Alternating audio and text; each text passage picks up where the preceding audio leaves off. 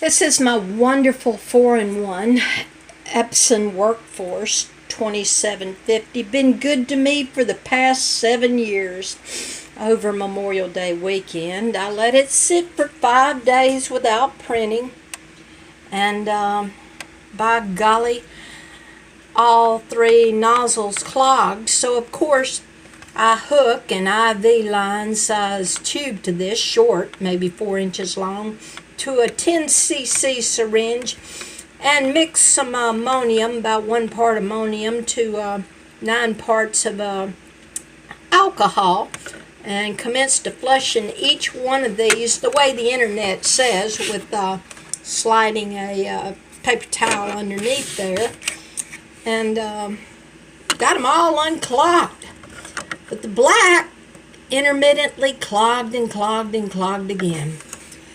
I learned that even if you do get them unclogged, then you got to recharge this part of the printing nozzle, and that can take an awful lot of ink.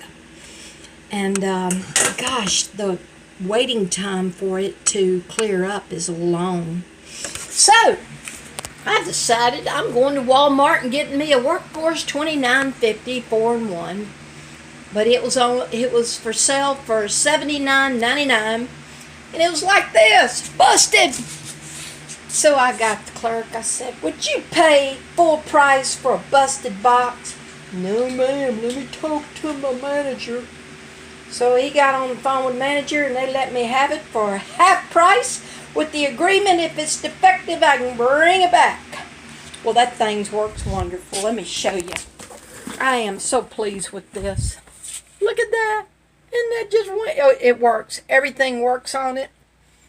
Another Epson. And I can buy the cartridges individually. I don't have to buy the pack. I can buy yellow, blue, red. And those are $10. Now I can buy extra large black. Very reasonably priced.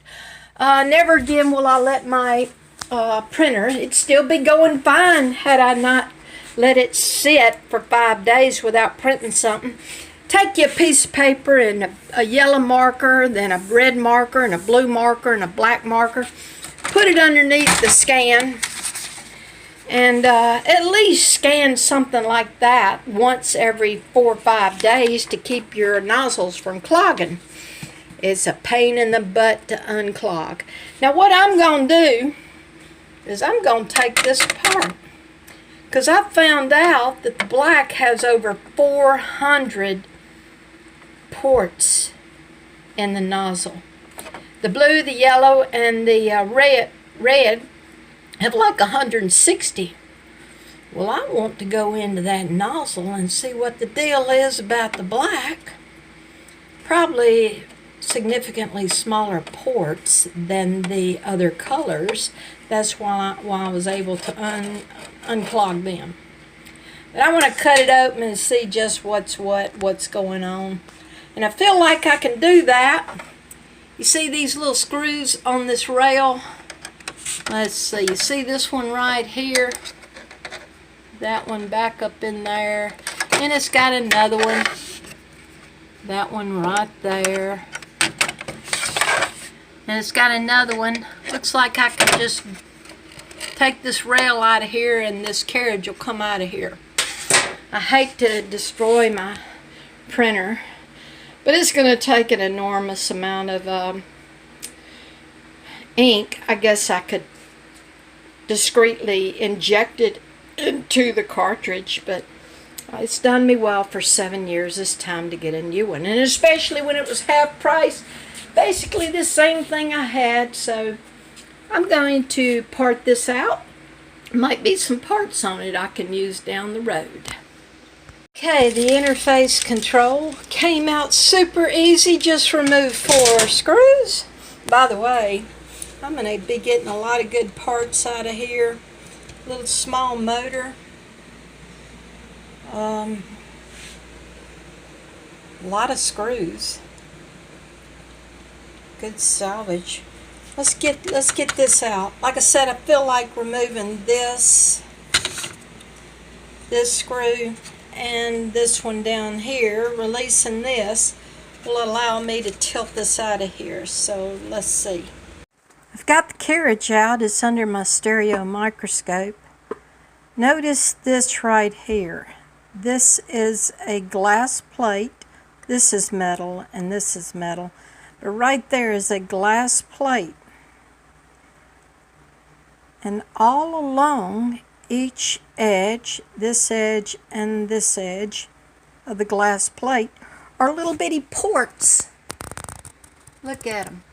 See those tiny little ports? Well, your red, blue, and yellow have the least number of ports, and your black have the most number of ports.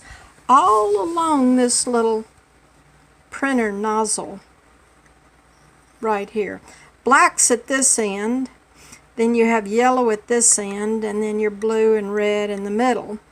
Well, as I understand, I think there's 160 ports for each yellow, red, and then blue, and then the black has anywhere from 400 to 600 of these ports, tiny little ports, and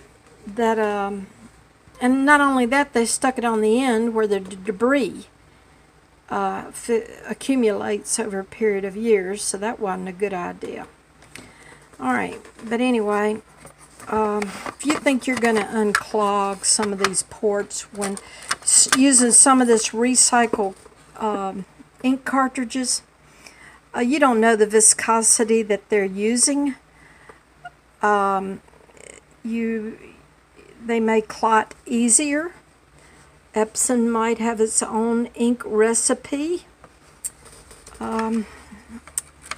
But you're opening yourself up to trouble when you use these aftermarket recycled ink cartridges.